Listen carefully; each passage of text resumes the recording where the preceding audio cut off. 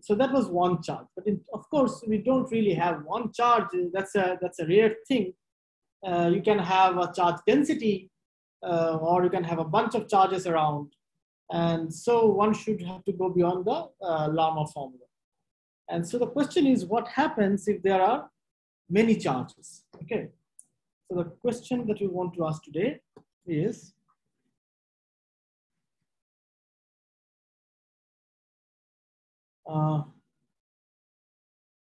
the Lamé formula.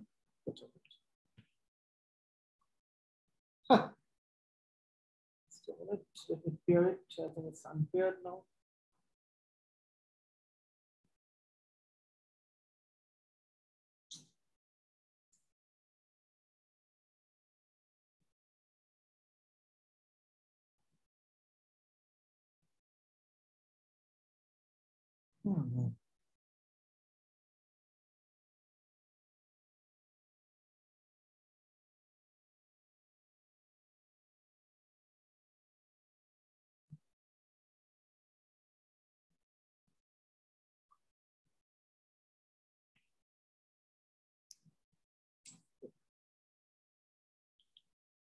Right.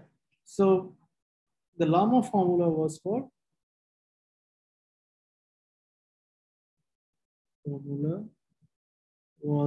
for single charge. How do I work out for many charges?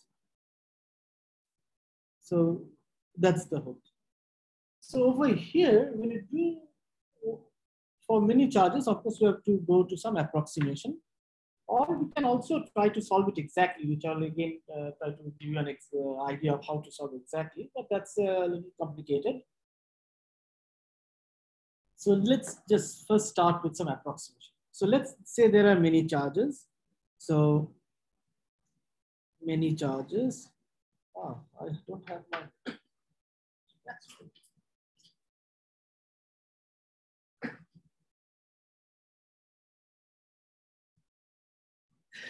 Sometimes I don't remember wearing glasses. So when I don't wear glasses, of course I see things faint, but I'm writing on the things I can't see this faint. What I'm seeing is the lines that I'm writing are very, very thin. So I'm wondering what's happening with it. Why are the lines so thin? Just because I'm not seeing with my glasses. Anyway, so many charges, okay? And let them have their position, okay, their individual velocities and the individual charges, okay? And you have like I equal to 1 to n charges. Now, we can, of course, find the net radiation by summing over the electric field from each of them. So net radiation is equal to sum over irradiation for each of the charges.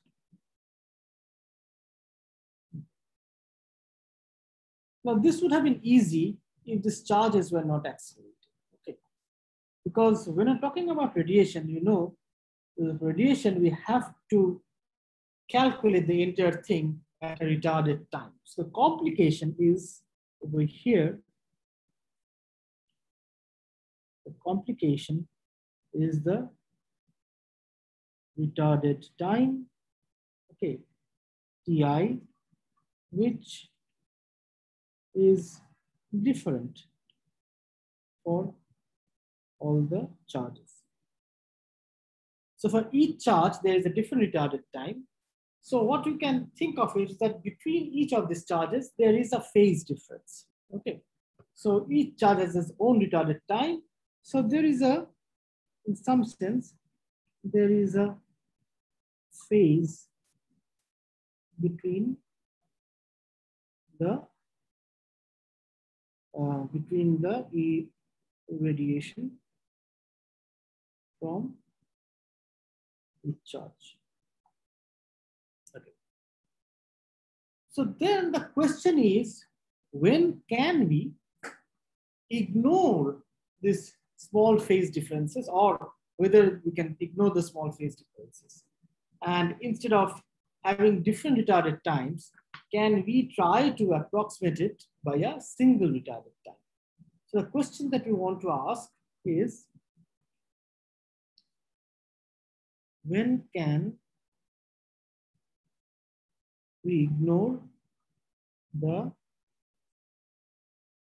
retarded time for each charge?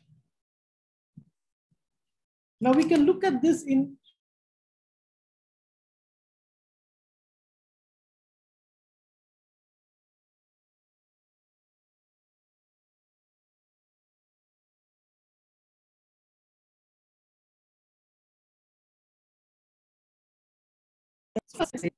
let's say the typical size L. So L is typical size of the system of charges. Okay. There's a typical size of system of charges. So all the charges are inside this L. Of course, all the charges are moving in their own trajectories, own velocities inside this L. Okay. And let us also say, let's say there is a tau, tau, which is the typical time scale in which this system changes. Okay, so let this be a typical time scale for changes within or to the system. Now, if this tau is much longer than the time of the light travel within the system, so if tau is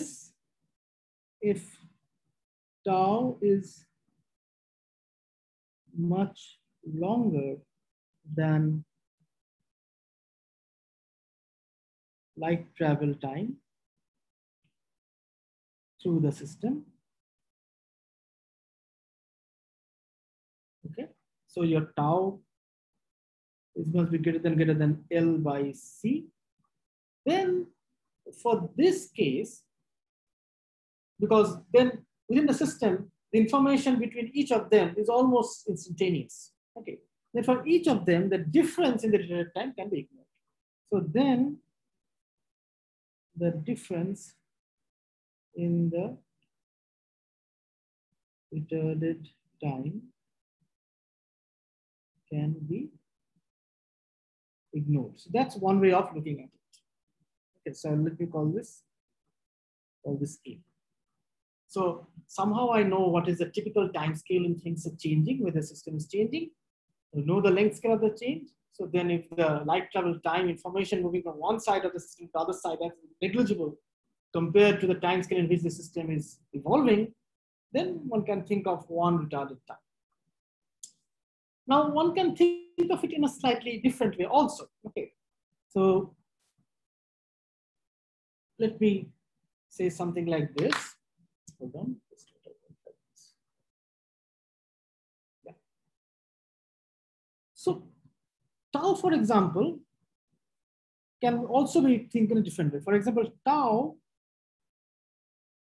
can also be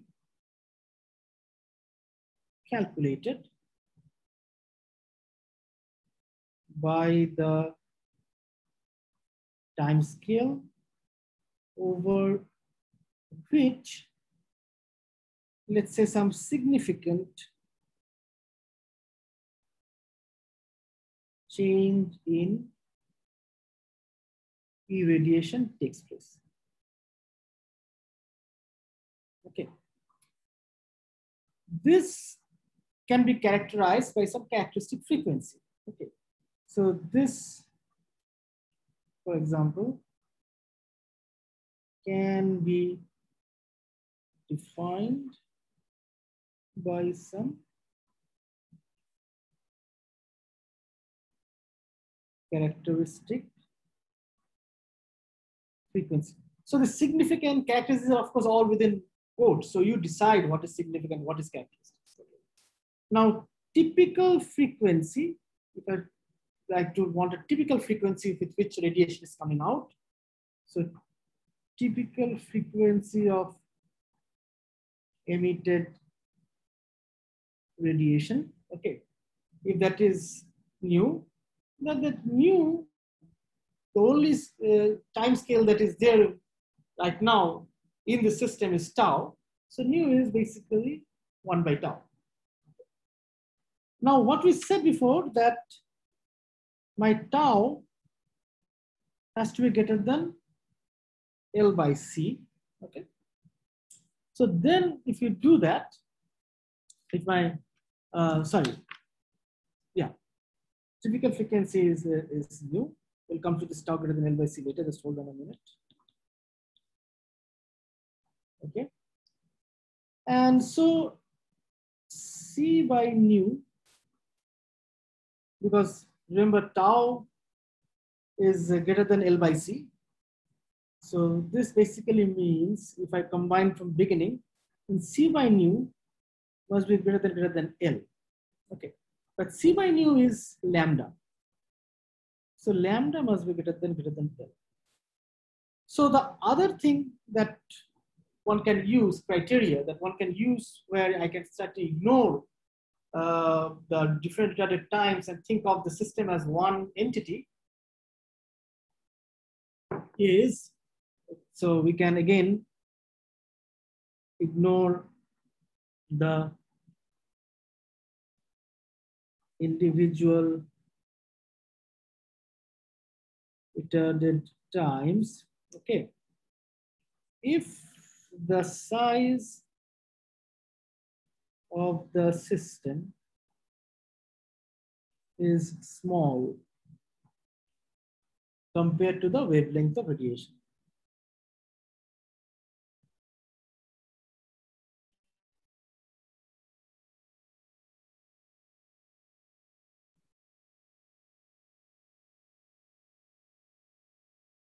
So that's another way I can look at it. So I can look at it in terms of length scales over here, time scales over here. I can look at it in terms of length scales over here. So the wavelength of radiation is such that the wavelength is also basically the long wavelength modes. For those things, the system, you can still treat the system as something where I don't need to think of the individual objects with the system. One can take this one more step by thinking of what are the objects which makes up this system. So, as I said, the system was some length scale L, okay? And you're looking at some region far away. Let's say some region far away. I will call this R0. I will define this R0 later, okay? And this is the length of the system, some length scale, I don't know, length scale L. Let me draw this L over here. So this is the length scale L. And within here are the different charges. The different charges each have their own trajectories, okay? So let's say I have a charge which is moving like this, okay? And this small region the charge covers, okay, for simplicity, let that be have a length L, okay? So the L is some, again, some characteristic, okay, length the charge is moving, okay? And u, of course, every charge has some velocity u. U is the typical velocity. Then over here, the time scale in which something is happening, okay? That time scale is basically L by u. Okay. Now, this is the time scale in which, from the dynamics of the charges, this is the time scale that we get. Okay. Now remember, we mentioned that whatever is the typical time scale, so look at all these charges maybe. So think of all the charges are just displaced like this. It has another, that's the simplest way of thinking. And typically, let's say all of them have move some distance L and some velocity. So all of them has this. So the time scale that is there in the system is L by U for each of the charges. So that's the time scale. So that's tau. And remember, tau we mentioned shall be such that the light traveling time of the system that should be less than tau, and this tau must be greater than L by C. So this means if I do this by U by C, okay, this should be less than small l by big L. Okay. So if my small l is much smaller than my big L, so individual regions in the charges are moving are much smaller than the whole region of charges are, then my U by C is quite small.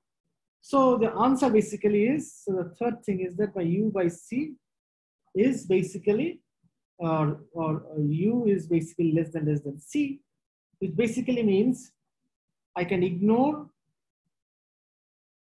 again ignore individual retarded times if the system, okay, is basically non-relativistic. So for each of the system, each of the particles in the system, if they're moving non-relativistically within the system, non-relativistic within the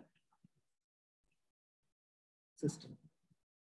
So depending on how I look at my problem, if any of these are working, then I can sort of think of a system where I can, in some sense, ignore the individual retarded time, so ignore the phases between these individual particles, and try to work through this together as one system. Okay. So in this case, if I have one collective system, then you go back to your formula in the last class, your irradiation, excuse me, this irradiation will be again now the summation of all, okay, so Qi by C, then n cap cross n cap cross U dot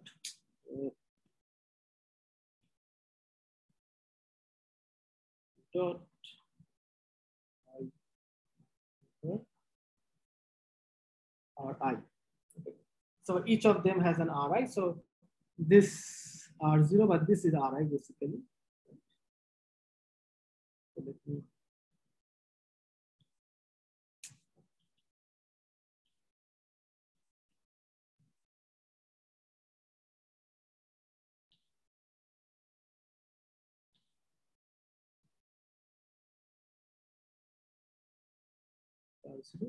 and for individual particles, this is Ri. So this is what it is. Now for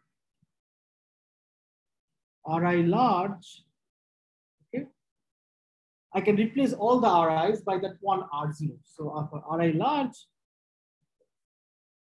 all Ri goes to some R0. So that's the system. And then what I can do is I can write this as this. Okay.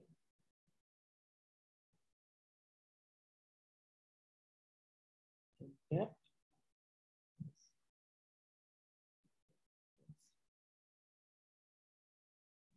Dot.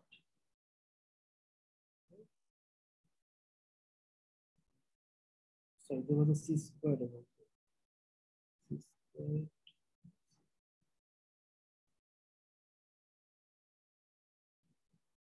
Where this D vector is basically Qi.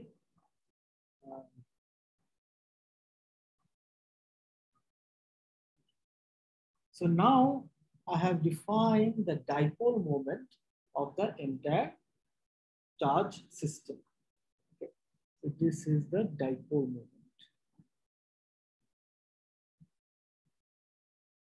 The charges. Now, one thing you must realize over here is that this equation still needs to retarded worked at the retarded time. Okay, but the retarded time over here is just for one, so needs to be evaluated at only one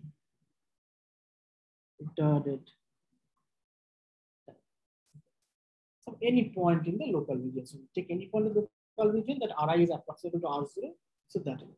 So I now basically the summation over all the charges has been approximated by one dipole.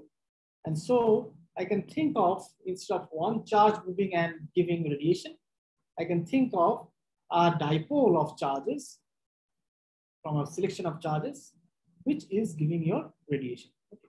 So that's the simplest way of doing it. Now, if I look at this formula now, I can go back to my Lama formula. And over there, instead of one charge, now I'm going to replace this, except that now instead of the Q over there, I have the dipole moment. So now, so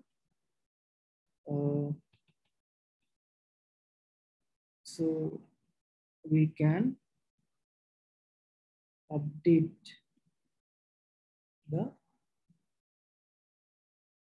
Lama formula for a bunch of charges. So go back to your Lama formula. This was your energy radiated per unit solid angle. Over there, now I have basically d double dot squared, okay, over 4 pi c cubed sin squared theta. So compare it over here. There it is. So q squared u dot squared, that became a d double dot squared. And the total radiation, the power radiated, this becomes 2 d double dot squared over 3c cubed. So this is the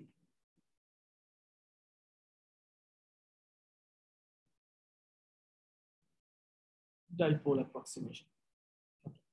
So this generalizes the Lama formula from a single charge to a bunch of charges.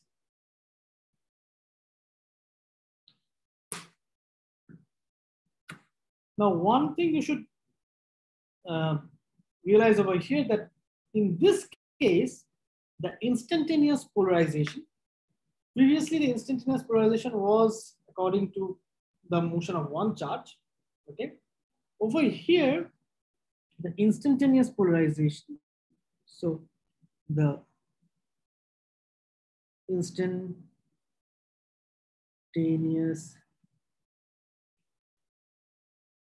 polarization of E, so this is direction of E, lies in the plane of n cap and this gives you the instantaneous polarization. Okay. Okay, so now given this, we can also try to look at what is the spectrum of radiation given there is a bunch of objects which is moving, but locally bunch of objects, where I can use this dipole approximation. And the first approximation lot of complicated problems can be to the first approximation if you can be given by this dipole approximation. So this approximation is quite important. Okay. So spectrum basically means we want to look at in terms of the power in terms of frequencies. Okay. So as an application, let us look at the spectrum. Okay.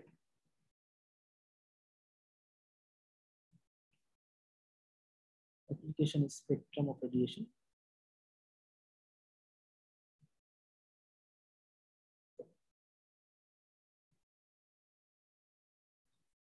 Now, let me try to draw a figure. So for simplicity, of course, the dipole will change if the direction of the dipole changes, if its amplitude changes. For simplicity, let us assume that the dipole, the direction is always, as a single direction, is always in one direction, okay? So the direction does not change with time, okay? So assume the direction doesn't change with time. Okay. So let me draw this and then I will explain. So let's say the direction is always in this direction.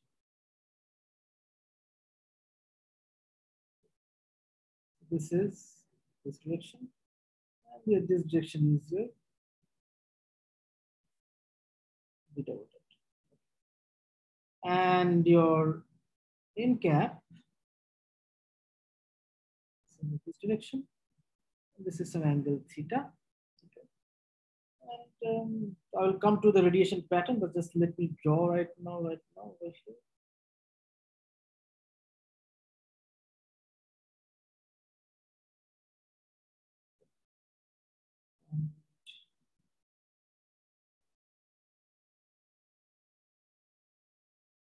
This is, and your irradiation will be perpendicular to n. So irradiation will be, let's say, like this.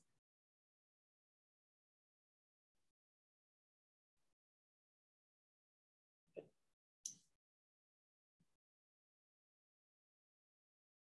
Right. Okay. Now, we knew that the irradiation, you already know, this is n cross d double dot over c squared r0. This is what we have found before. Okay. Let my E of t, the amplitude, so not the vector, okay. The amplitude of E of t, let this be, sorry, I just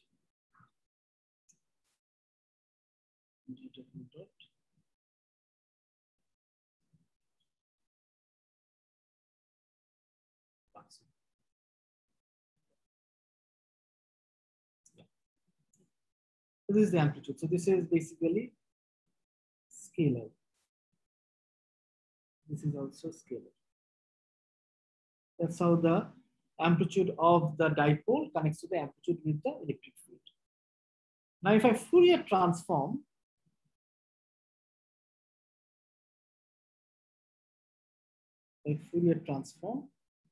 the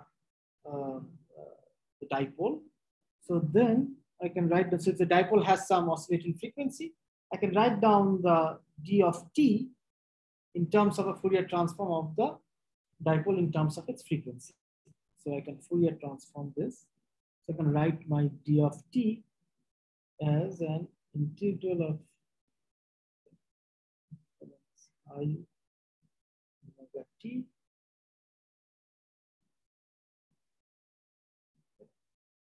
g omega. So d of omega gives you the spectrum of the oscillation of the dipole. So I can write this. And then I have my d double t So this will be minus and minus infinity to infinity. There will be omega squared e to the power minus I omega t cap omega g omega. And then I can connect this with the E, which is previously. So then, therefore, what I have, if I connect, if I put it back over here, what I have is my spectrum. Okay, this is equal to, so there's a minus 1 by c squared r0 omega squared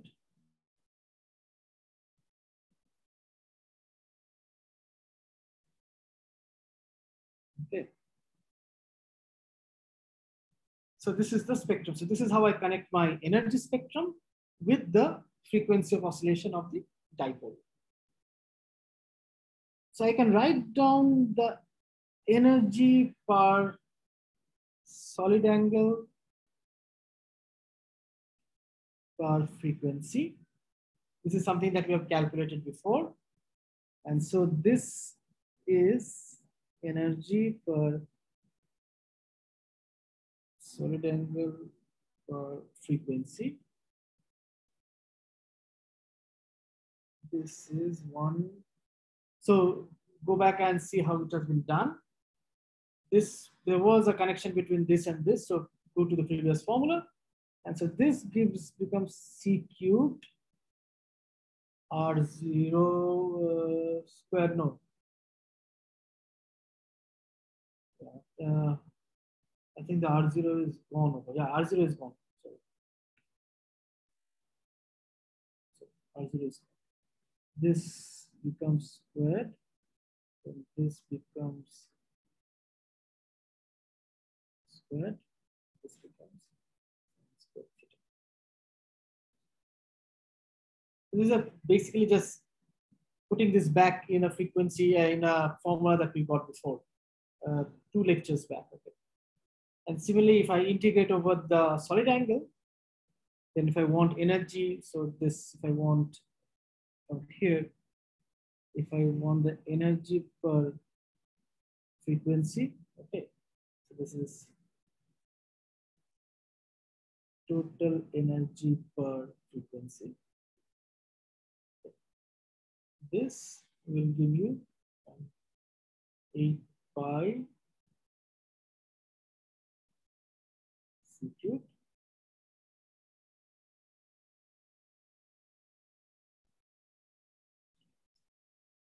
Now, if you look at this formula, there is a total energy. So this is a spectrum, right? This is what we wanted, the spectrum of the radiation. So total energy in each frequency band. Okay. So the spectrum, one thing that we see first is the spectrum is directly related to the oscillation frequency of the dipole. Okay. So if my omega changes, the spectrum changes. There's a direct relation. Of course, there is a omega 4 dependence over here. So, and there is this D. So the spectrum is directly to the oscillation frequency. But this, remember, we calculated using the fact that we assumed everything to be non-relativistic, because that was the dipole approximation. So this is only valid for non-relativistic cases. So that's for dipole. Now, this is, of course, is the simplest thing that one can do. Take a non-relativistic approximation and calculate the dipole and find the spectrum. By the way, the dipole, the sine squared pattern is the sine squared pattern over here. This dipole pattern is the sine squared pattern. Okay. So that's how we get it. Now, but if it is not non-relativistic, which what we're going to be using later and later, more of the things will not be non-relativistic, then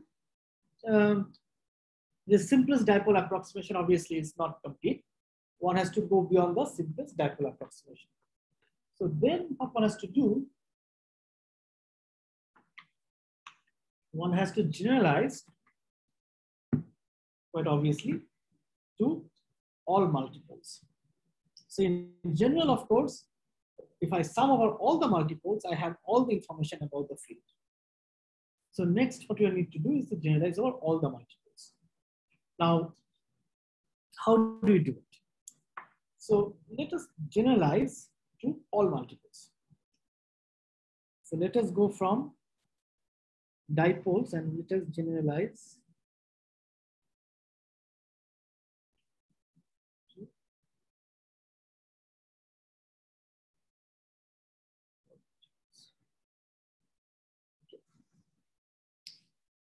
now, to do this, of course, I'm not going to work out everything, but I'm going to tell you how to do it, and which brings out one crucial point that I want to make at the end of it. So the differences between this equation over here, which connects this oscillation frequency with the spectrum, to something which happens more realistically, and that's my aim. So I'm going to try to do that, but I'm not going to calculate everything. Okay. So what I'm going to do is that, so when we did this linear Dirichlet potential, remember, we did not calculate E and B, we calculated the potentials. So we calculated the vector potential. And that's what I'm going to use now, and use the formula that we had already derived. So my A, the vector potential, okay, that contains all the information about irradiation. A contains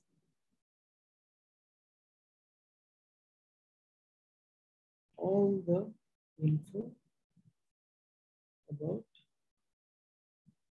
irradiation. Okay. And E and B, of course, are simply related. It's just cross, and the amplitude is the same. If I want to write down the current density, the frequency dependence of the current density, I can, of course, look at the position time dependence of the current density and take a Fourier transform of it. So I can write down, okay, my frequency dependence. So that's why I have a J of the current density, which gives rise to this vector potential. And this I can write down as J R T, okay. Actually R prime, but that's okay, R prime. Let's not put the prime over here. At present it's just JRT. JRT and e to the power I omega t dt. So this is how I connect the frequency in the time domain of the current density. Similarly, for the potential, I can write down as Sir, the argument of J will be R. R, yes, exactly. This is, I realized when I was writing, this is R.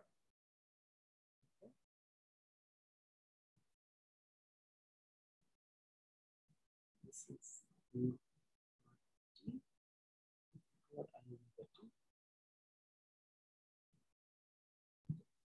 Now, this is, of course, general. Now, of course, for radiation, we have to connect this to using retarded time. So that's when my R prime will come. I did not write R prime over here because it's a general statement. So for radiation, what we have is my A at the point R due to something at point r prime was 1 by c integrated over the source. Okay. Then there was a dt prime.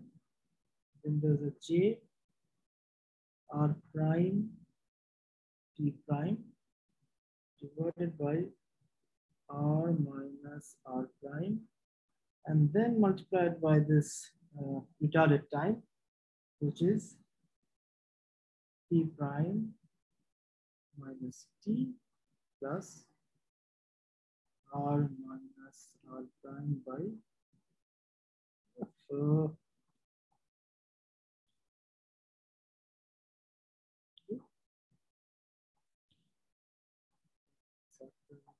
c. Okay, so this was the connection. Now I can take the Fourier transform and then substitute this. Okay, take the Fourier transform and you substitute. Then what we'll get is you'll get your AW at R. This will be 1 by C integral of JW at R prime over R minus R prime, and then e to the power I A R minus. Okay, and then there is a t cubed R prime, where my K is basically 9. This is how it is. So the first thing you realize is that this equation relates a single Fourier component of both A and G. So the first thing that one should realize that this equation relates a single Fourier component. So it's a component by component relation, component of A and G. Okay, so that's the first thing that one should realize. Now, we need to simplify this. How do I simplify it?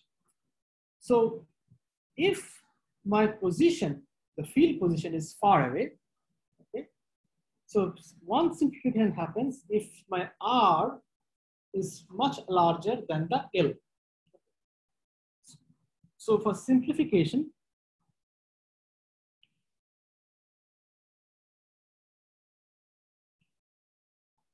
happens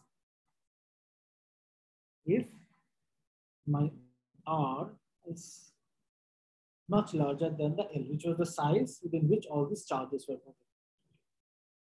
So in that case, so think of it like this, this is your L, okay? And so some individual charge is here. So let's say some individual charge is here, and this is a region, okay? And so this is your L, and this is your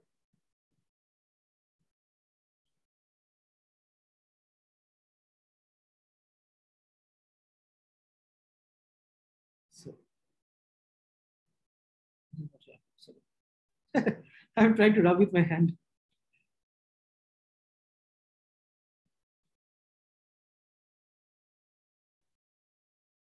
Prime. So I want to know what is this. If the R prime is very, very small, so R prime is almost near the center of your coordinate system, the R is far away, then what we have is basically I can write my R minus R prime, this thing. This is approximately R minus n cap dot R prime. So basically this is how it happens. So I can put this in this integral above. So once I make this simplification, therefore, something very beautiful happens in this limit. So I will have my the vector potential at the field point, that becomes e to the power I k r over CR. And then there is an integral where I have r prime e to the power minus I k n cap dot r prime d cubed r prime. Okay. So now you see your vector potential, I've sort of divided for this case into two parts. One part which depends on r, so it does not have any r prime in it. So r prime, remember, are the charges, the position of each of these charges. Okay, so it doesn't have. So this, in some sense, is like the integral effect of the retardation of the whole system. So this is like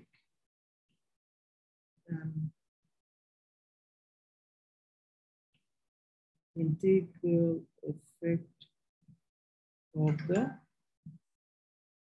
retardation of the whole system. Okay.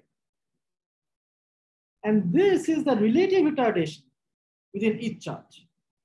This is like relative retardation of each charge, okay, within the source. Now we can do one step further. Once we know like this, and because this is an exponential over here, I can basically write it as a summation. This exponential over this r prime, I can write it as a summation. Okay. So what I do is I will remember we had the so what approximation we had? Our approximation was this lambda was greater than L. That was this non-relativistic thing.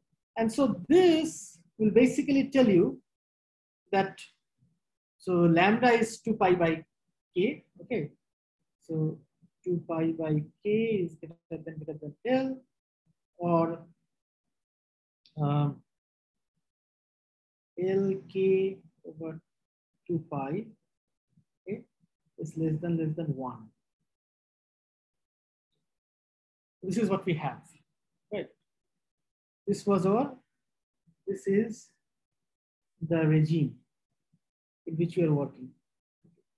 So this Lk over 2 pi or 2 pi L by lambda, this thing. So I can write it down. So Lk here. So this KL, okay, which is basically 2 pi L by lambda. Okay, this is a parameter in which I can expand this exponential as a summation. Okay. So this is a parameter. Okay, and basically this scale. Okay, this is a parameter. So what I can do is that I can expand.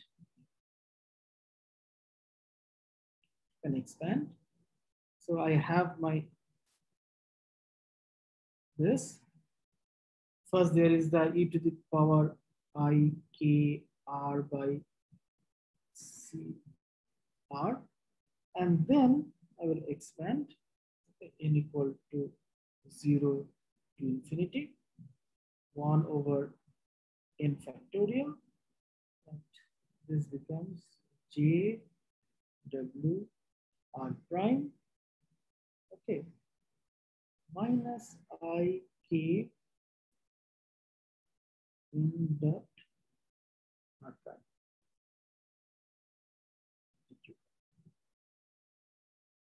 So this gives me, in this approximation, where k is basically much less than 1 in that approximation, which is a valid approximation. And for a far away point from the system, we can write down the entire solution of the vector potential. Okay. Now, you'll immediately realize that over here, if I put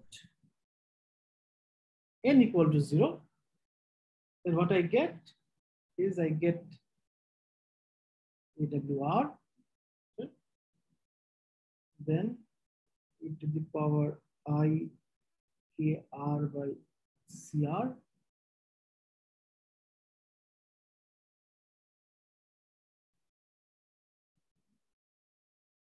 d cube R. Sir, it's 8 Yes. minutes is left Is it? for the next talk. Huh? 8 minutes is left for the. Okay, I'll just try to finish it in 5 minutes. Thanks. Yeah, okay. All right. So this is what it is, okay, for n equal to 0. And this is nothing but your dipole approximation that you can actually try and figure it out. Okay. So here, the n equal to 0 gives your dipole. So this is your dipole. You put n equal to 1. Okay. When you put n equal to 1, then your AWR, okay, this has to be AWR. This is your quadrupole. Okay, so you get all the things ordered by order. So this becomes I, K, e to the power I, K, R by CR. Then there is an integral. That is integral is J R prime. Okay. Frequency in dot R prime. When you put n equal to 2, you get octupole. Okay. So you get everything ordered by order. Okay. So put n equal to 2. So this is quadrupole. You get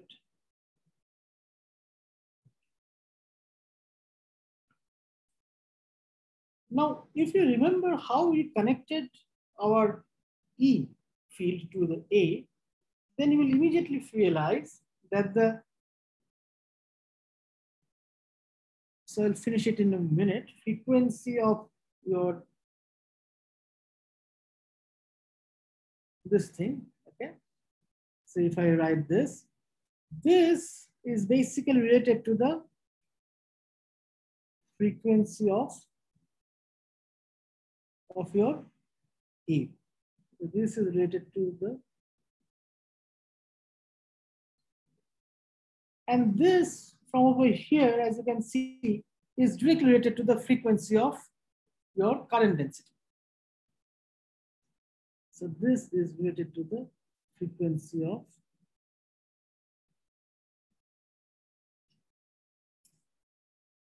but in the real system, in the dipole approximation, one important point was that the spectrum was directly related to the oscillation frequency of the dipole. Okay. Over here, the frequency of J is just not one frequency. It has the signature of the dipole, the signature of the quadrupole, all the higher harmonics. Okay.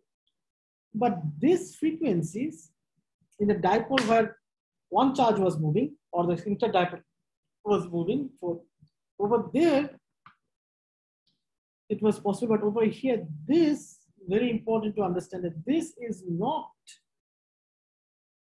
always, and this is something carry home message that you should always remember, the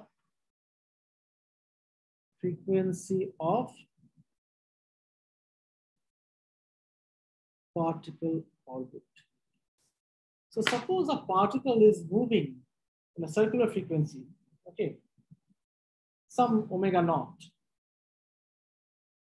In the simplest case, the non-relativistic simplest case, that omega naught gives you also the frequency of the radiation. But in the full case, the omega naught is not the frequency of radiation. What you have, that you have your, so let's say your circular motion, for example, let me write an example in circular motion with frequency omega naught. Only if I take the dipole approximation,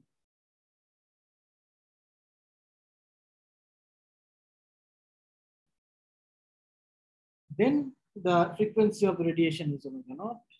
Okay. Quadrupole, this is 2 omega naught, and so on. Okay. So basically, what we have, the full frequency spectrum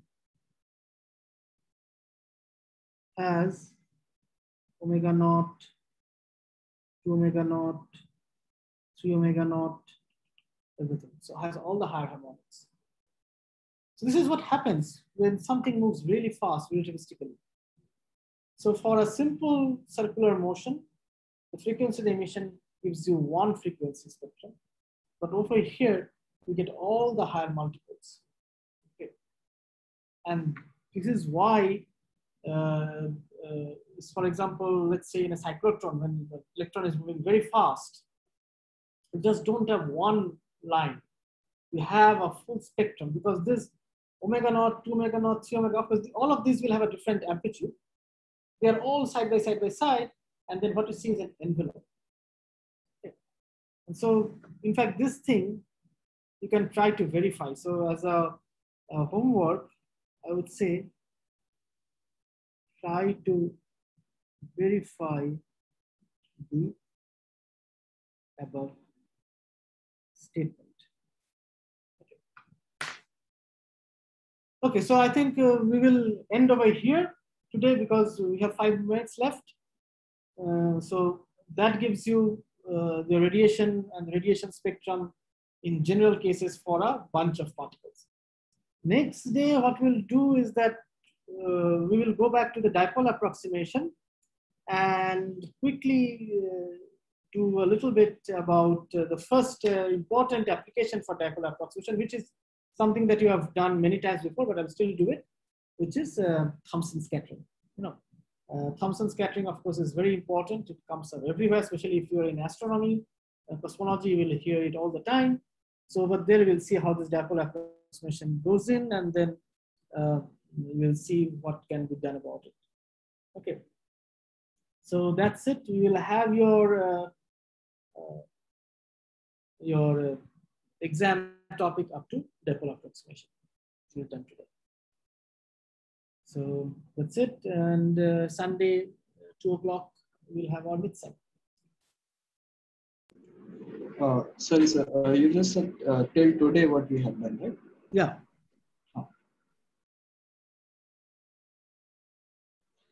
So one request, can you extend the deadline for assignment 2 weeks on 24th? Yeah, so that was 2 weeks from when you got the assignment. Yes. You want to extend? Almost like. See, anyway, every time I extend, so.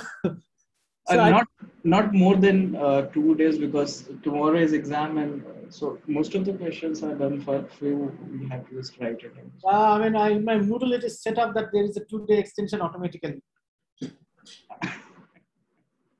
So, you will be able to submit in a couple of days later. But try to finish it, yeah. Okay.